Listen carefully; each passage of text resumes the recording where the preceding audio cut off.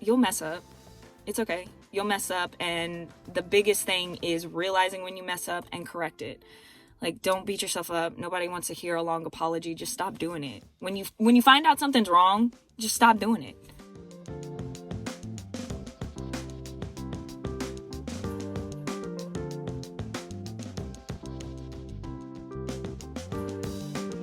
Be 100% aware and okay with where you are. I am a Black woman, and I had to come to terms with the fact that I know very little to nothing about Black history, because my Black history knowledge is from my public school education, and we know that that is extremely limited. So admitting that I wasn't really even capable of having conversations with my own children was something that's very awkward, doesn't really feel good, but realizing it makes now me able to have conversations with the kids in a relaxed way, because I'm not trying to be like some, understanding racial psychologist, because that's not where I am with my information. Now, if you have been studying race relations for a while, or you have consistent experience in that space, then go for it.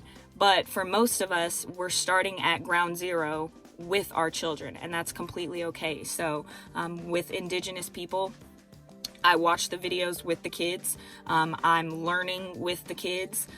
So that's really encouraging, because I am going to lessen my chances of misstep and misspeaking, because I'm not trying to jump ahead of my kids and know more than my kids when I really don't.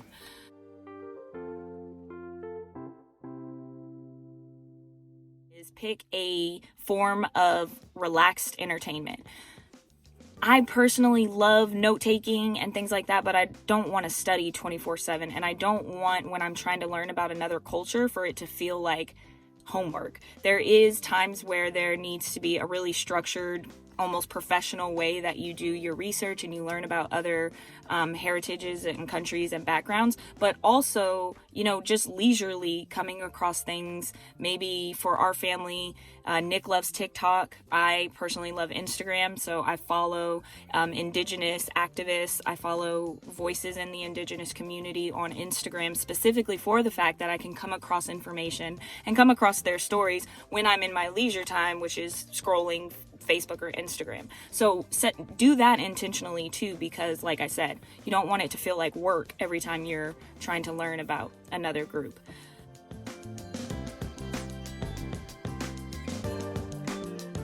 Whenever cases like Breonna Taylor and George Floyd come up, there's that desire to talk to your kids about it and discuss it. However, if they're only hearing from you and having these conversations when something like that happens, there could be a really mixed message that you're sending your kid. So it's really important that you're encouraging stories of Black history and Black culture in normal times, maybe in relation to something that they're interested in.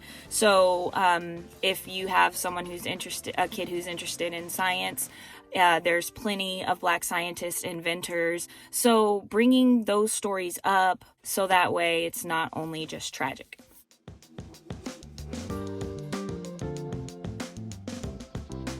It is really important to understand that if you are not homeschooling your child and they are going to school or virtual school, that the information that is being covered this month is not going to be enough. There are a lot of schools and programs that are doing an excellent job covering a lot of information, but there's an emotional factor that they're not going to get from their teachers. And an example of this is whenever we were talking about Indigenous people and the Trail of Tears, Lincoln had such an emotional reaction and was so mad and was asking these questions and was really passionate about it. And I thought back and I was like, me and Lincoln are very similar when it comes to emotion, and we're both very empathetic in that area. And I thought, when I learned about this in school, why did I not have that reaction? I tried to think about what my reaction is when I learned about the Trail of Tears, and I do remember learning about it, but at the end of the day, it's meshed in with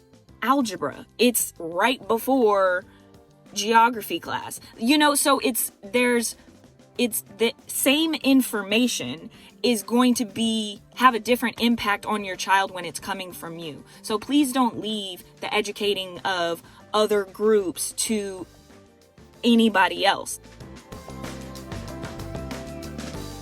Narrowing down the focus. So whenever I wanted to go over Black history for myself, was overwhelming. There's so many different ways to go, so I decided just to focus on one thing at a time, and James Baldwin came up around the time I was trying to figure it out, so I've just narrowed down my focus to James Baldwin and his work. Whenever you do that, if it's someone who's influential, they have branches to other people, and that's kind of how it happened with when I was learning about the indigenous people who lived in our area. You go to one source, and that one source will reference or pull information from another place, and you can use that and go in a natural way of learning about something that's not like, okay, I'm gonna learn this and learn that. I'm just learning about James Baldwin, and whatever his works takes me to, that's additional people that I will be researching later on. Oh my God, I gotta cover every influential Black person or every influential indigenous person or person from the LGBTQ community from the dawn of time until now and teach it to my kids. And it's like, that's gonna overwhelm you. So just one at a time. And lastly, don't overcomplicate it. When I first started talking to the kids, I would over-explain some videos or some things that we went over, and that's just my personality. Sometimes I just like to make sure they get the point, and I end up doing too much. Take out all stereotypes that you have and deliver the information to your kids without filtering, because they catch on and they understand and they know and are more morally correct and understand race better than we think they do. They just naturally come with that because, you know, they're not jerk adults who have been influenced by things for years and decades. You'll mess up. It's okay. You'll mess up, and the biggest thing is realizing when you mess up and correct it.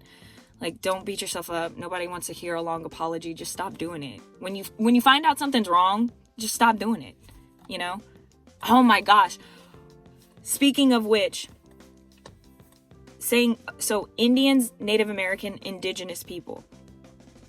Probably a good hour and a half when we first went over indigenous culture and history, I kept correcting Lincoln and Kinsey to say indigenous instead of Indian, and oh my gosh, it was so hard for them to say that word.